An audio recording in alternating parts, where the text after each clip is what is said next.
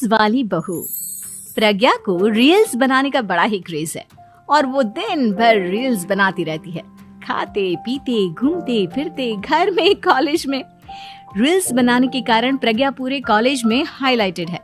जहां उसकी रील्स सभी को पसंद आते हैं, वहीं मनीषा चिंता में डूबी रहती है। एक रोज जब खाते हुए प्रज्ञा रील्स बना रही होती है, तब मनीषा कहती है, 1 मिनट भी चैन नहीं है इस लड़की को। ये नहीं कि खाना तो आराम से खा ले, लेकिन नहीं, अरे थोड़ी देर रील्स नहीं बनाओगी तो आसमान नहीं टूट पड़ेगा। अरे मम्मी, इसी को तो कहते हैं डिटर्मिनेशन। तुम नहीं समझोगी ये सब। भगवान, इस लड़की को सद्बुद्धि दे। जब देखो तब टेढ़ा बाका मुंह बनाती रहती है। मनीषा की बात का प्रज्ञा पर जरा भी असर नहीं होता और वो खाते खाते रील्स बनाती रहती है। दिन बीतने लगते हैं और देखते देखते प्रज्ञा का कॉलेज भी खत्म हो जाता है। आए दिन कोई ना कोई मनीषा को प्रज्ञा की शादी करवाने का सुझाव दे जाता है। सब ठीक ही कहते हैं, प्रज्ञा की शादी कर देनी चाहिए। अपने घर के काम काज में व्यस्त हो जाएगी तो खुद ही ये रील्स और नाच गाना बंद हो जाएगा। मनीषा और प्रेम प्रज्ञा के लिए एक अच्छा लड़का ढूंढने लगते हैं और तभी विकी का रिश्ता प्रज्ञा के लिए आता है, जिसने प्रज्ञा को उसकी रील्स देखकर पसंद कर लिया था। अगले दिन विकी अपने माता पिता के साथ प्रज्ञा के घर पहुंच जाता है और प्रज्ञा साड़ी पहने हाथों में चाय की ट्रे लिए उनके सामने आती है। जब विकी को पसंद है तो हमें भी बहू पसंद है। बहन जी, आप बारात की तैयारी कीजिए। एक बार लड़का लड़की अकेले में बात कर ले तो अच्छा रहेगा। हाँ हाँ, क्यों नहीं। मनीषा विकी को प्रज्ञा के कमरे में भेजती है, जहां प्रज्ञा पहले से ही रील्स बना रही होती है। तभी विकी कहता है, आ गए आपके साजन जी। हमारे साथ ये रील्स कंप्लीट करती तो और भी अच्छा रहता। अच्छा जी, अब आ ही गए हैं तो बना ही लेती हूँ आपके साथ। दोनों मिलकर रील्स बनाते हैं। जब वी मीट और तुरंत पोस्ट भी कर देते हैं। फिर विकी कहता है, जब आप साड़ी में चाय लेकर आए तब मुझे लगा कि कहीं मैं गलत घर में तो नहीं आ गया। अब सही है। दोनों की शादी पक्की हो जाती है और शादी के दिन भी प्रज्ञा रील्स बनाने से चूकती नहीं। यहाँ तक कि बारात के समय भी नाचते हुए रील्स बनाती है। सभी लोग प्रज्ञा की तारीफ के पुल बांध देते हैं और प्रज्ञा नाचती गाती अपने ससुराल चली जाती है। सब कुछ अच्छा चल रहा होता है। प्रज्ञा यहाँ भी दिन भर हर चीज की रील्स बनाती रहती है। लेकिन कुछ दिनों के बाद जब सुनीता कहती है, बहू, ये रील्स के साथ साथ कुछ काम भी कर लिया करो। वैसे तुझे और क्या क्या बनाना आता है? मम्मी जी, वैसे तो सब कहते हैं कि मैं सब कुछ अच्छा बनाती हूँ, लेकिन मुझे लगता है कि मैं मैगी अच्छा बना लेती हूँ। हाँ, कॉफी भी अच्छा बना लेती हूँ और मुंह तो सबसे अच्छा बना लेती हूँ। हैं? अच्छा अच्छा।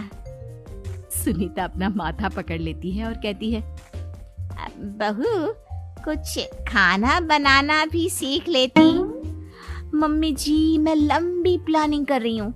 जल्दी ही मैं इतनी फेमस हो जाऊंगी कि मुझे पैसे मिलने लगेंगे। हम दोनों सास बहू राज करेंगे, राज। नौकर काम करेंगे और लोगों की तो लाइन लगेगी हमसे मिलने के लिए। तेरा दिमाग खराब हो गया है क्या बहू?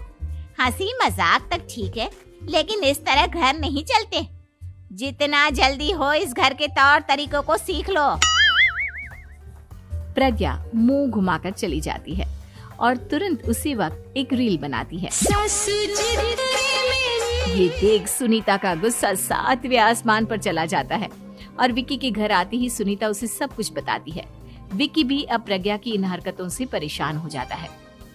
तुम टेंशन मत लो मम्मा, मैं देख लूंगा।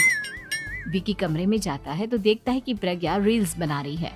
विकी बड़े ही प्यार से प्रज्ञा से कहता है, प्रज्ञा, इन सब के लिए मैं तुम्हें मना नहीं कर रहा हूँ, लेकिन फिर भी हर वक्त तो ये अच्छा नहीं लगता ना।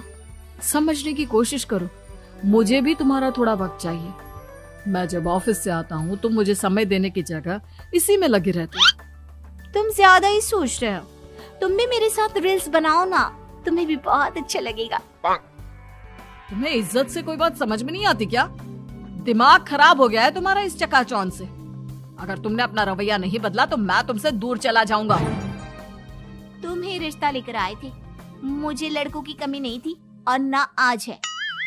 विकी दरवाजा पटक कर चला जाता है। धीरे धीरे विकी प्रज्ञा से दूर होता जाता है।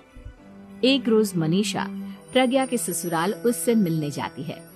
तब सुनीता उससे कहती है, बहन जी, अब आई हैं तो कुछ दिन यहाँ रहकर जाइएगा, आप ही का घर है।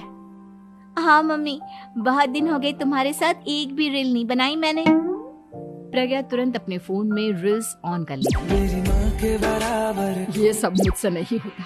तेरा ये भूत अभी तक नहीं उतरा क्या? बहन जी, आप कुछ कहती नहीं क्या इसे?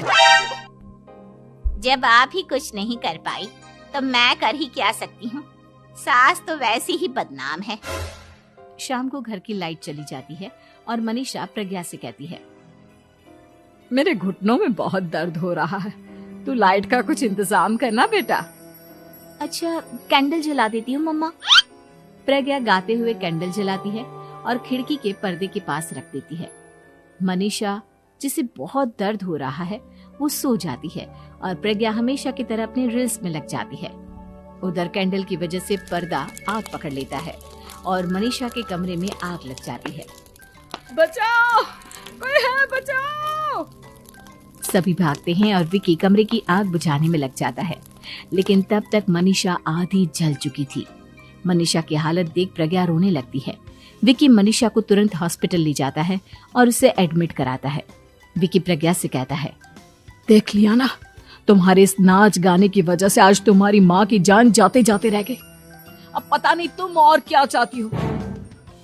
उधर डॉक्टर कहते हैं, इनकी हालत बहुत नाजुक है, आधे से ज्यादा जल चुकी है। प्रज्ञा रोती हुई मंदिर में जाती है और भगवान के आगे जाकर कहती है, भगवान, मेरी माँ को ठीक कर दो।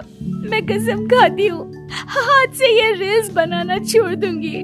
बस मुझे मेरी माँ वापस मिल जाए। 2 दिन बीत जाते हैं और मनीषा खतरे से बाहर आ जाती है। पेशेंट अब ठीक है, आप लोग उनसे मिल सकते हो।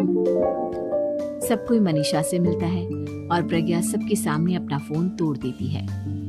मुझे माफ कर दो मम्मा, मैंने तुम लोगों की बातों को नजरअंदाज किया।